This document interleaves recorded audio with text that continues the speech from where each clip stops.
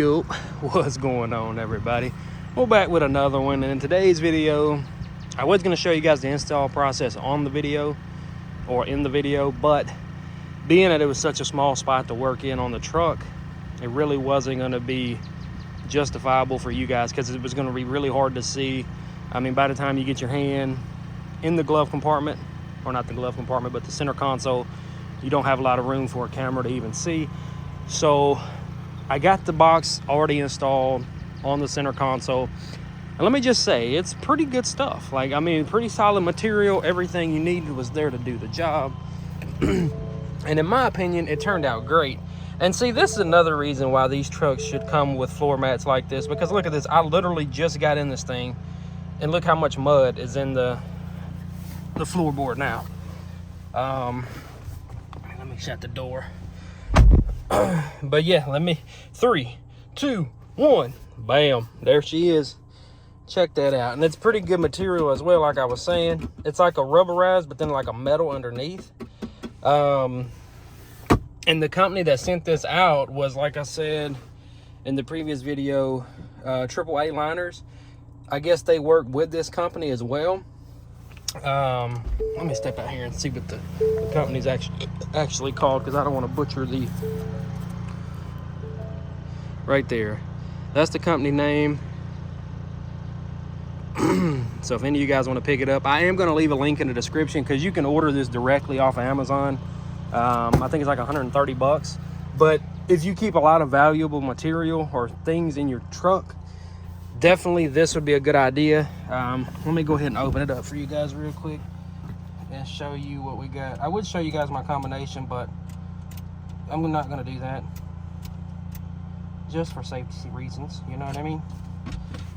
So here we go. It's opened up. As you can see, you can still put everything you want back in there. You really don't lose no space. It's just the opening's a little bit smaller. They do give you a spot for your if you have something plugged in the 12 volt down there to run out. That way you're not pinching the cord, so you can run it right through that hole, and then lock it back. Oh, let me put my registration back in there. But yeah, I mean, it's pretty easy to set up your code as well. Not too difficult there. They give you all the tools needed to put this in as well. So you get a Phillips screwdriver, which you're going to need a stubby one to get in there and tighten the screws down. They give you a pick as well, or a punch, where you can get your preset holes marked for your self tappers, and then you get 2 keys. Which in my case, I'm not really gonna, well, yeah, I'll go ahead and lock it. So you got a double, so you got it locked here, and then you got the combination lock. So I mean, somebody really wants what's in there, I mean, they're gonna have to destroy the truck to actually get to it. But yeah, I mean, that's gonna be it for this video. Like I said, this was gonna be pretty straightforward, pretty easy to do. Being that it is a sponsorship video, it's not really nothing crazy. I mean, it's, you know, already prefab for the truck, so there's no really heavy modifications that had to be done. But yeah, let me know what you guys think. I've never had one of these, but I feel like that's a good addition to the truck, especially if you got like a concealed carry and you keep your firearm with you, like a little 22 or whatever you have. You could pop that puppy in the box, you know, when you're like going in stores, and that way, you know, because if you don't got dark tinted windows, I mean, people see in there, see your gun, you know. I know a lot of people keep them on the side of the console. Somebody was leaning there and see that, I mean, it could be problems if you don't carry your weapon with you. I know some people keep it on their hip, but like if you like to leave it in your vehicle, this would be a great addition to your truck. But yeah, let me know what you guys think. I think it's a pretty good modification to do to a vehicle. Like I said, it's my first time having one, so I think I'm really gonna like it. But yeah, if any of you guys are interested, like I said, I'm gonna leave a link in the description. Pretty fast shipping as well. I think they said they was gonna send it out Thursday, and I got it Friday, so pretty fast shipping as well. But yeah, that's gonna do it for this one. If you guys enjoyed, go hit that like button, subscribe. And we are gonna have another video coming out tomorrow on that truck, which is something I've always been wanting to do to the truck, to get it, you know, fixed up on the interior. It is going to be an interior mod.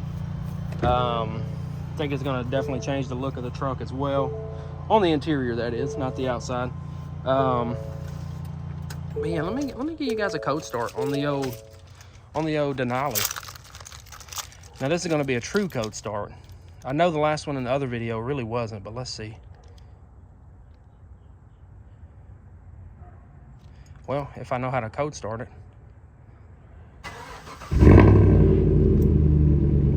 I think it sounds pretty good, man, for you know, a DIY beginner welder. I mean, I think it sounds pretty good.